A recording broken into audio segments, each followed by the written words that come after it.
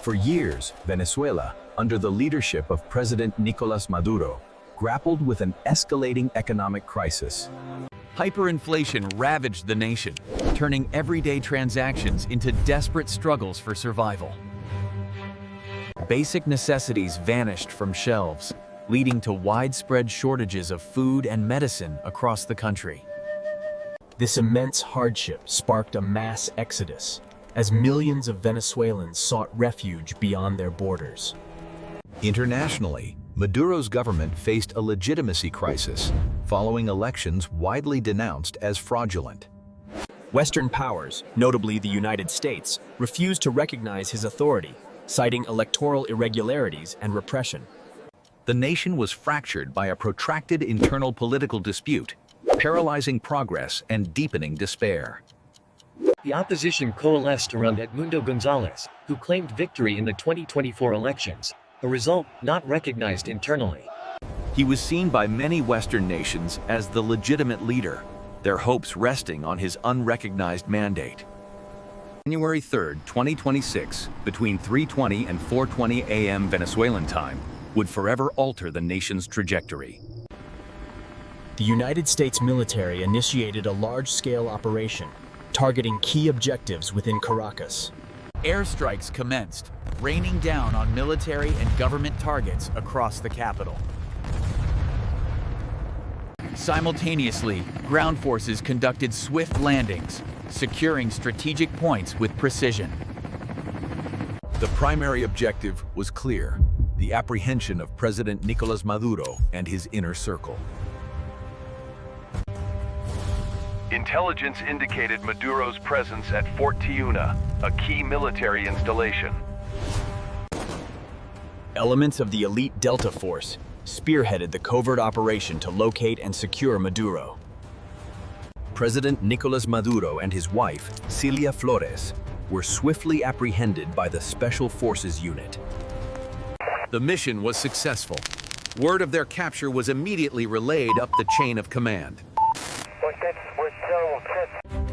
At approximately 5:20 a.m. VET, President Donald Trump confirmed the arrests via social media.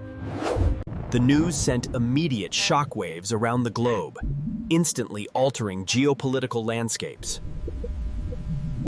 By morning, Maduro and Flores were being rapidly transported out of Venezuelan territory. Their initial destination, the awaiting naval vessel, the USS Iwo Jima, positioned off the coast. Aboard the Iwo Jima, their fate sealed, they departed from their homeland for the last time. From the naval ship, they were transferred to an aircraft for the direct flight to the United States. Their journey concluded at Stewart Air National Guard Base in New York, under tight security. The immediate morning of January 3rd culminated in their arrival, but the legal battle was just beginning. 2 days later, on January 5th, 2026, Maduro and Flores appeared before a federal court. Inside the Manhattan Federal Courthouse, they prepared to face the weight of international law. The accusations were grave, prominently including narco-terrorism and other significant charges. Both Maduro and Flores vehemently denied the charges, entering pleas of not guilty. The legal process had formally begun, marking a pivotal moment in their contentious careers. A federal judge in New York issued an order for Maduro's continued detention. He was to remain incarcerated at least until March 17, 2026, awaiting further proceedings. This period marked a stark transition from presidential power to the confines of a prison cell. Immediately following Maduro's capture, the United States announced an interim administration for Venezuela. This temporary governance aimed to stabilize the nation during a critical transitional phase.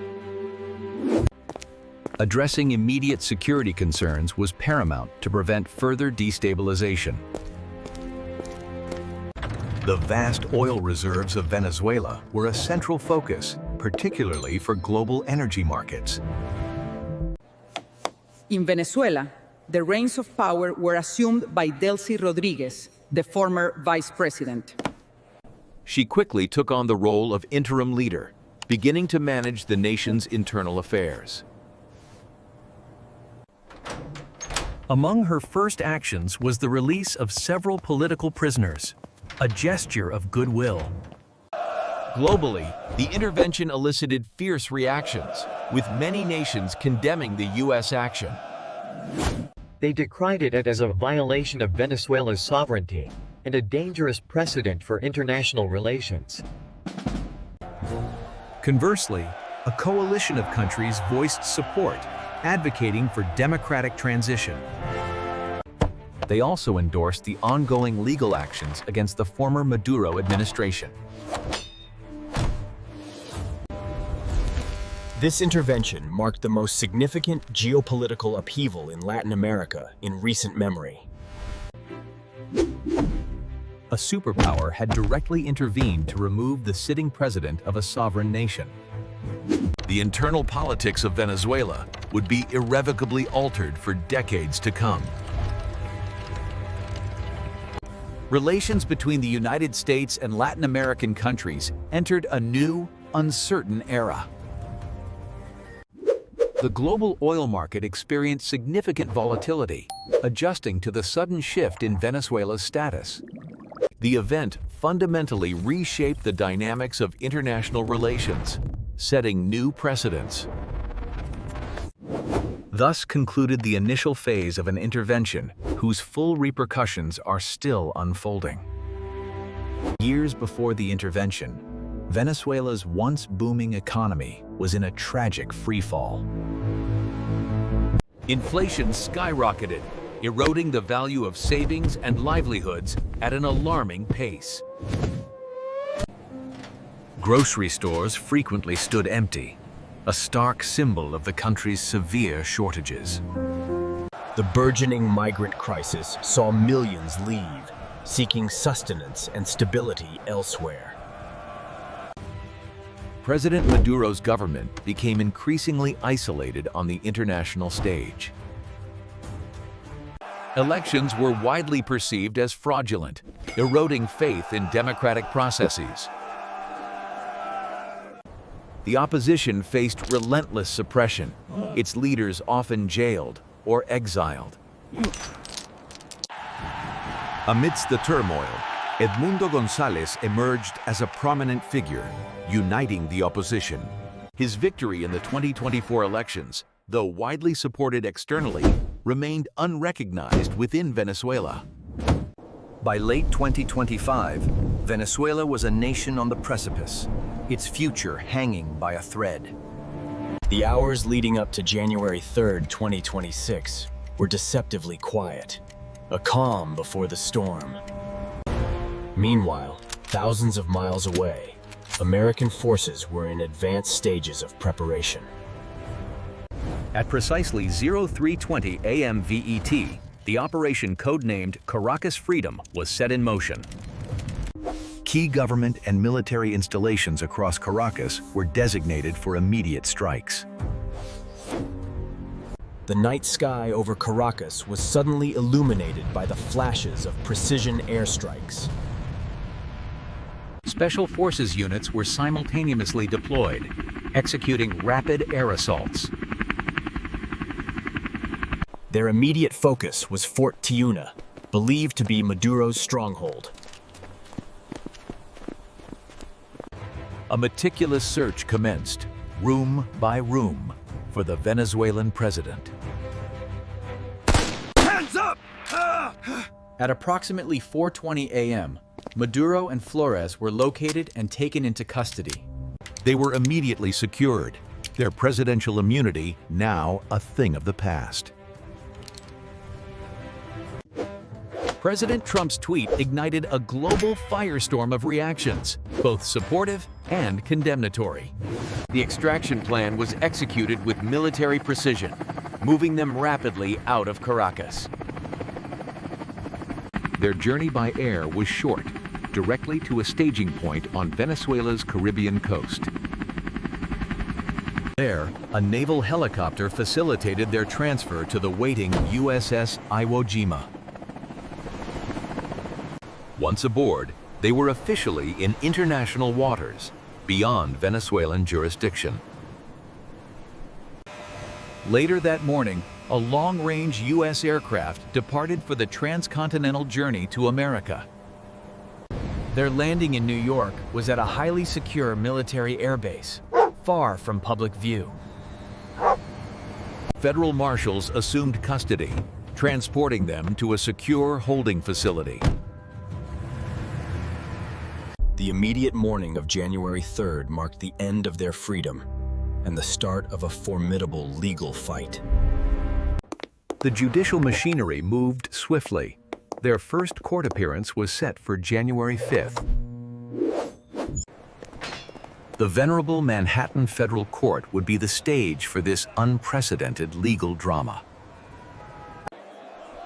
Journalists, legal experts, and citizens worldwide watched with bated breath. The indictments were laid bare, painting a picture of a criminal enterprise at the highest levels. Not guilty.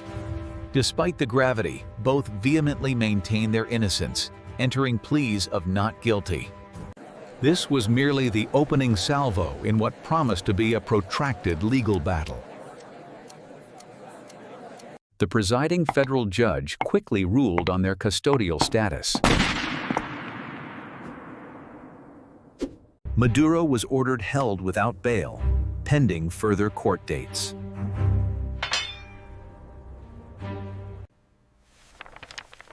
His next appearance was scheduled for no earlier than March 17, 2026.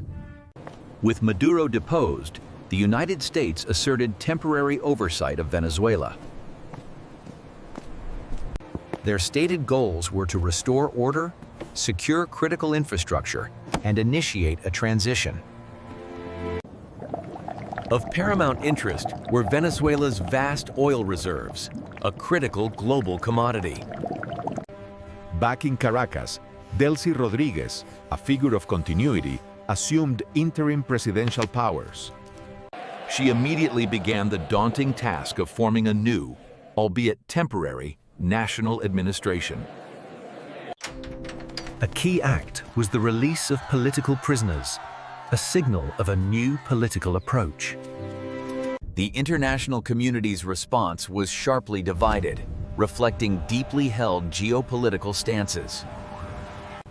Many nations denounced the intervention as a grave breach of international law and sovereignty. Others championed it as a necessary step towards restoring democracy and stability. Venezuela, for better or worse, had entered an entirely new political era. The immediate aftermath of the intervention presented a stark new reality. In New York, the legal saga of Maduro and Flores continued to unfold.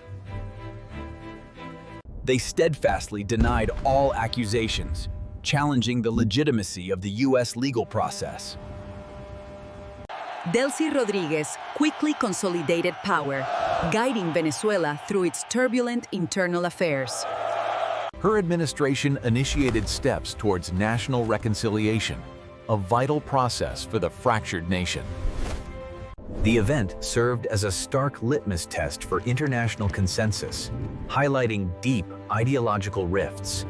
A strong, declarative, unified NO. Many nations unequivocally condemned the U.S. intervention as an act of illegal aggression. Conversely, a significant bloc rallied behind the intervention, seeing it as necessary for Venezuela's democracy. The immediate consequences were a series of geopolitical aftershocks felt across continents. Internally, Venezuela was plunged into a period of profound political and social flux. Relations between the United States and its Latin American neighbors faced an unprecedented test. The global oil market responded with sharp fluctuations, reflecting the region's newfound instability. This unilateral intervention set a potent and potentially dangerous precedent for international relations. The events of early 2026 cast a long, indelible shadow over Venezuela's future. From a political standpoint, such an action demands careful analysis of its strategic implications. Maduro's Venezuela was a powder keg, its internal pressures escalating with each passing month.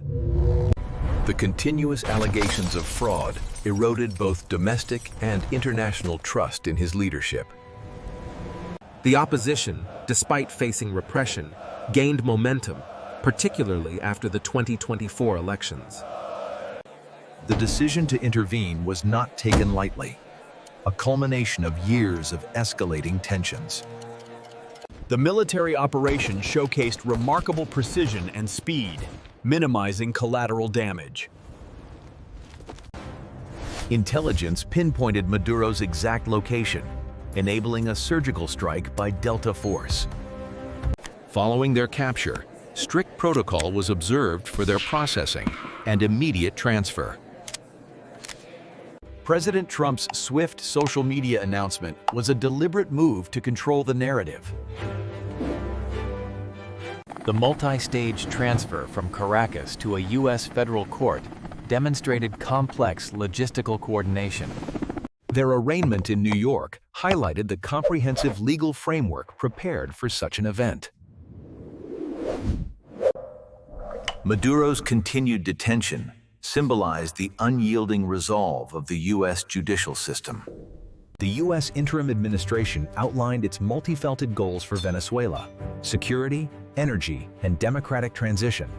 Delcy Rodriguez faced the delicate task of navigating Venezuela's internal politics while under U.S. oversight.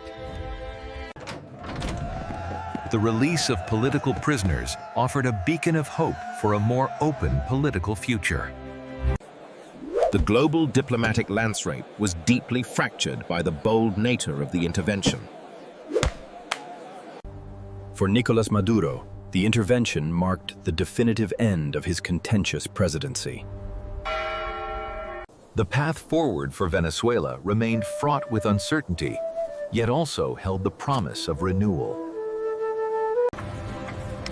The intervention irrevocably altered the geopolitical equilibrium of Latin America. Global oil markets began a slow recalibration, adapting to the new reality of Venezuelan production. The implications for the established global order were profound, challenging existing norms. Such an event forces us to confront fundamental questions of sovereignty, intervention, and justice. Before the intervention, Venezuela's political landscape was a volatile mix of economic ruin and authoritarian grip. The opposition's calls for democratic change grew louder, amplified by international support. Behind the scenes, diplomatic efforts had repeatedly failed to broker a peaceful resolution. By late 2025, a military solution, though controversial, became increasingly likely. The initial moments of the military operation were characterized by speed and overwhelming force. Within hours, key sectors of Caracas were under American control. Maduro's past defiance, though once a strength, now contributed to his downfall.